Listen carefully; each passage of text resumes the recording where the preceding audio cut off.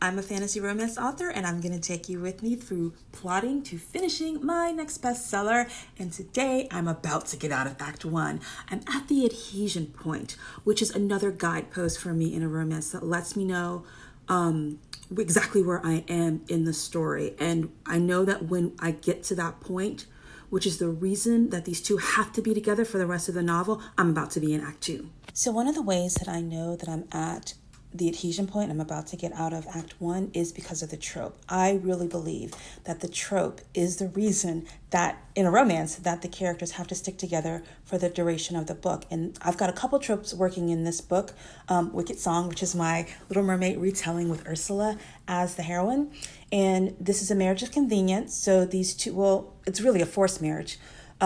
These two royals have to get married as part of a treaty.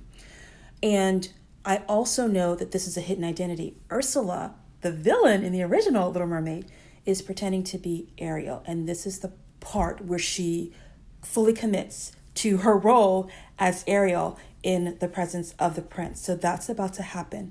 I also know that this is good guy and bad girl. So along with the hidden identity. So the Prince Eric, he has already caught glimpses of Ursula, not knowing who she was. And now that Ursula is pretending to be Ariel, he's getting confused because he, if not necessarily fell in love with, he was really digging what he saw of her kind of gruff, take charge attitude. And now she's going to be pretending to be this simpering little miss. And it's gonna kind of jerk him out of what he thought he liked. So that's what I'm about to play with. In Act 2, which I'll talk to you about more next week, I have different frameworks that I play with.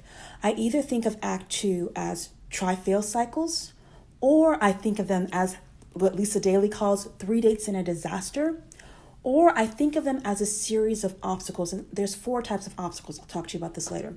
Or I sometimes think of it, Blake Snyder of Save the Cat has this great framework that he calls the thesis. And the second act is the antithesis. And then the third act is the synthesis. And I'm trying to figure out which framework that I'm going to use. My brain likes me to be very specific.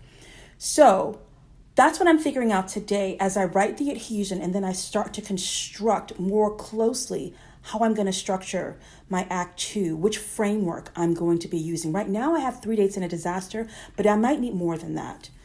So that's what I'm working on today. And this is my last writing day of the week. So I hope you guys have a great weekend and I'll see you back here next week.